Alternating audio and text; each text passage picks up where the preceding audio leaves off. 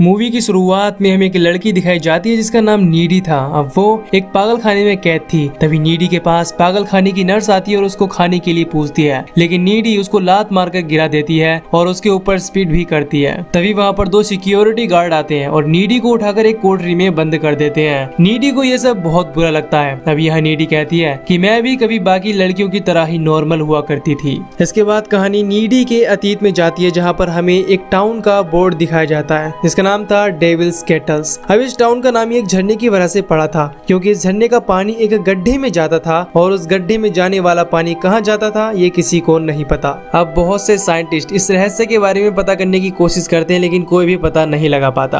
अगले सीन में हम जेनिफर नाम की एक लड़की को उसके कॉलेज में देखते हैं और जेनिफर अपने कॉलेज की सबसे सुंदर और कॉन्फिडेंट लड़की थी और नीडी इसके बिल्कुल उल्टी थी, जो कि जेनिफर की बेस्ट फ्रेंड थी। अब यहाँ पर नीडी का एक बॉयफ्रेंड भी होता है, लेकिन नीडी अपने बॉयफ्रेंड से ज्यादा वक्त अपनी फ्रेंड जेनिफर के साथ बिताती थी।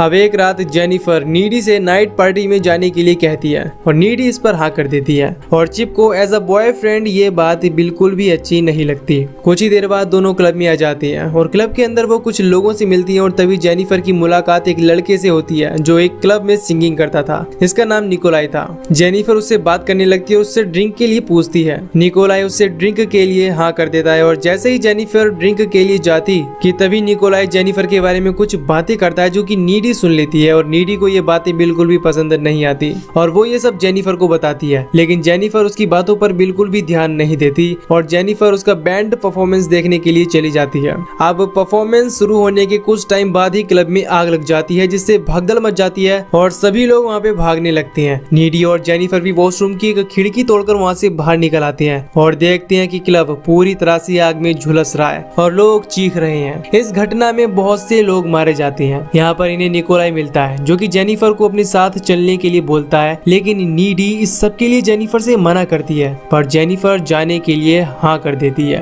अब जेनिफर निकोलाई के साथ जाने लगती है और नीडी को ये बात बिल्कुल भी अच्छी नहीं लगती कि वो कुछ स्ट्रेंज बैंड क्लब के मेंबर के साथ जा रही है। नीडी को निकोलाई पर बिल्कुल भी भरोसा नहीं था। अब नीडी घबराकर चिप को फोन करती है और उसे सारी बातें बता देती है। वो घबराई हुई थी कि कहीं जेनिफर के साथ कुछ हो न जाए। तभी उसके दरवाजे पर कोई बेल दबाता है और नीडी नीचे जाकर दरवाजा खोलकर देखने लगती है, लेकिन वहाँ पर कोई नहीं था। इसके बाद वो दरवाजा बंद करके ऊपर जाने लगती है कि तभी उसको घर के अंदर से आवाज आने लगती है। वो अंदर जाकर देखती है और उससे यहाँ जेनिफर दिखाई देती है जो कि खून से सनी हुई थी। जेनिफर नीडी को यहाँ पर एक डरावनी और स्ट्रेंज स्माइल देती है और फिर फ्रिज के अंदर जाकर कच्चा ही मांस खाने लगती है। इसके बाद वो जानवरों की आवाज में चीखने लगती है। अब जेनिफर अपने मुंह के अंदर से एक काला सब्सटेंस निकालती है और वहाँ से चली जाती है। अगली सुबह हम देखते हैं कि नीडी बैठकर जेनिफर के बारे में ही सोच रही थी कि तभी वहाँ पर जेनिफर आती है जो कि पूरी तरह से नॉर्मल लग रही थी। अब नीडी उससे रात की बातों पर बहस करने लगती है कि तभी प्रोफेसर क्लास में आते हैं और पिछली रात मरे हुए लोगों के बारे में बातें करने लगते हैं और जेनिफर ये सब कुछ सुनकर हंसने लगती है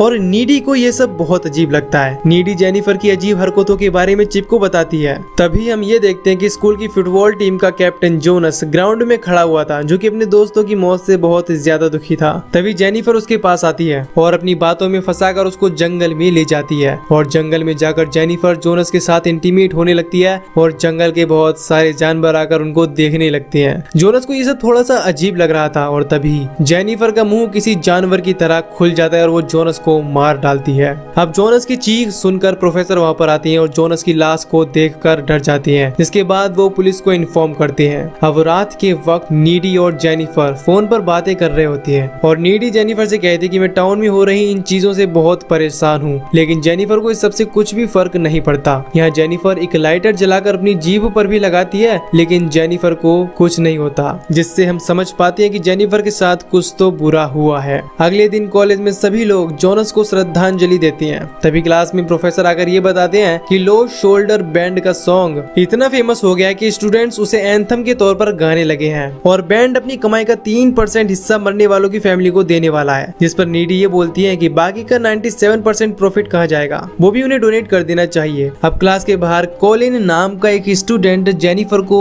डेट के लिए पूछता है, लेकिन जेनिफर कॉलिन को एक ऐसी जगह का एड्रेस बताकर चली जाती है जहाँ का कंस्ट्रक्शन काम अभी भी चल रहा था। अब जब रात में कॉलिन बिल्डिंग में पहुंचता है तो वो देखता है कि वहाँ काफी अंधेरा था, लेकिन वो आगे बढ़ता है। तभी जेनिफर कॉलिन को पीछे से आवाज देती है और उसके पास आती है। तभी जेनिफर की आंखों का कलर चेंज होने लगता है और कॉलिन ये देखकर डर जाता है। तभी जेनिफर कॉलिन को भी मार डालती है और उसका मांस खाने लगती है। दूसरी तरफ हम नीडी को देखते हैं जो कि चिप के साथ इंटीमेट हो रही थी। तभी उसको जेनिफर के विजन आने लगते हैं जिनसे वो काफी डर जाती है और वहाँ से चली जाती है। अब जैसे ही वो कार लेकर निकलती है तो रास्ते में उसको जेनिफर दिखाई देती है जो उसकी कार पर जंप कर देती है। नीडी इन सब चीजों से बहुत ज्यादा डर जाती है और घर आकर वो रोने लगती है। इसके बाद वो जैसे ही अपने रूम में जाती है तो देखती है कि जेनिफर वहीं पर है। अब जेनिफर नीडी के करीब आने लगती है लेकिन नीडी जेनिफर के इस बिहेवियर से काफी ज्यादा डर गई थी। इस सब के बाद जेनिफर उसको उस रात की सारी बातें बताती है जिस रात क्लब में आग लगी थी। अब यहाँ पर हमें पता चलता है कि असल में निकोलाई और उसका बैंड जेनिफर को उस रात झरने के पास लेकर गए थे जहाँ पर वो अपने बैंड की सक्सेस और फेम के लिए जेनिफर को मारने वाले थे, यानी कि उसकी बलि देने वाले थे शैतान को। अब निकोलाई जेनिफर से यहाँ ये पूछता है कि क्या तुम वर्जिन हो। अब जेनिफर डर कर झूठ बोल देती है कि हाँ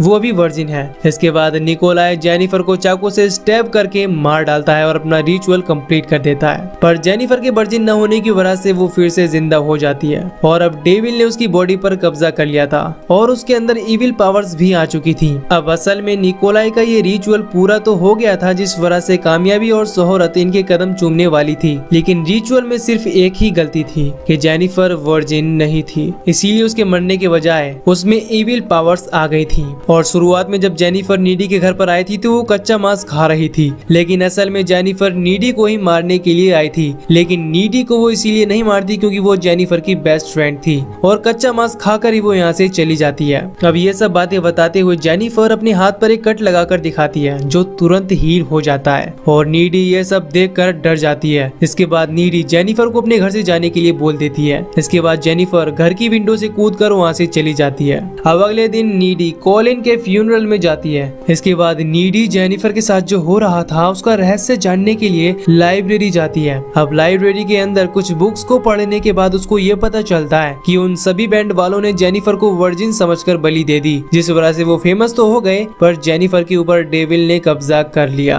और उसके अंदर इविल पावर्स आ गईं और अब वो जेनिफर नहीं रही। हमें ये भी पता चलता है कि अगर जेनिफर को सुंदर रहना है तो उसे इंसानों को मारकर खाते रहना होगा और जेनिफर को मारने का सिर्फ एक ही तरीका है, उसके दिल पर वार करना।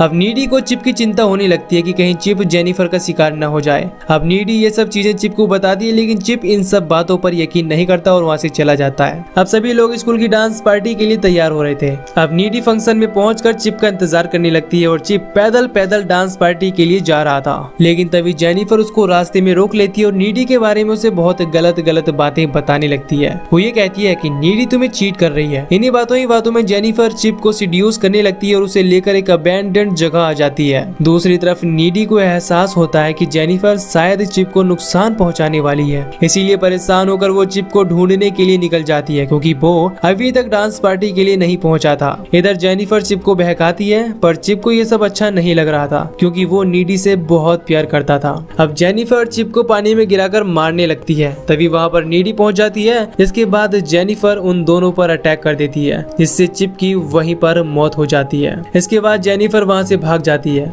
नीडी को चिप की मौत से बहुत दुख होता है और वो रोने लगती है। अगले सीन में नीडी जेनिफर के घर पर जाकर उस पर हमला करने लगती है और दोनों के बीच में काफी लड़ाई होती है और इस दौरान जेनिफर नीडी के शोल्डर पर काट लेती है। अब यहाँ नीडी जेनिफर के गले से BFF का नेकलेस निकालती है जिसके बाद वो जेनिफर को मार डालती है और जेनिफर की मौत हो जाती है। अब इन सभी चीजों को जेनिफर की माँ देख लेती है और नीडी को खून के इल्जाम में सजा हो जाती है। अब मूवी प्रेजेंट टाइम में आती है जहाँ पर हम ये देखते हैं कि लड़ाई के दौरान जेनिफर ने नीडी को बाइट कर लिया था, जिस वजह से जेनिफर की पावर्स अब नीडी को मिल जाती हैं और नीडी अपनी पावर्स का इस्तेमाल करके इस पागल खाने से भाग जाती है और झरने के पास जाकर वो उस चाकू को उठाती है जिससे निकोलाई ने जेनिफर को मारा था। अब हमें वही बैंड दिखाया जाता है जो कि अमीर और फेमस हो गया है और काफी लग्जरी लाइफ जी रहा है, लेकिन अगले ही सीन में हम ये देखते हैं कि उन सभी को किसी ने मार दिया है और आखिरी सीन CCTV फुटेज का होता है जहाँ पर ये दिखाया जाता है कि नीडी ने ही उन सबको मारा है क्योंकि उन्हीं की वजह से नीडी की बेस्ट फ्रेंड और उसका बॉयफ्रेंड मारे गए और नीडी की लाइफ पूरी तरह से बदल गई। इसी के साथ ये मूवी यहीं पर खत्म हो जाती है। तो दोस्तों अगर आपको इस मूवी की एक्सप्लेनेशन पसंद आई हो तो वीडियो को लाइक और चैनल को सब्सक्राइब कर दीजिए। बाकी मैं मिलूंगा आपसे न्यू वीडियो में। Till then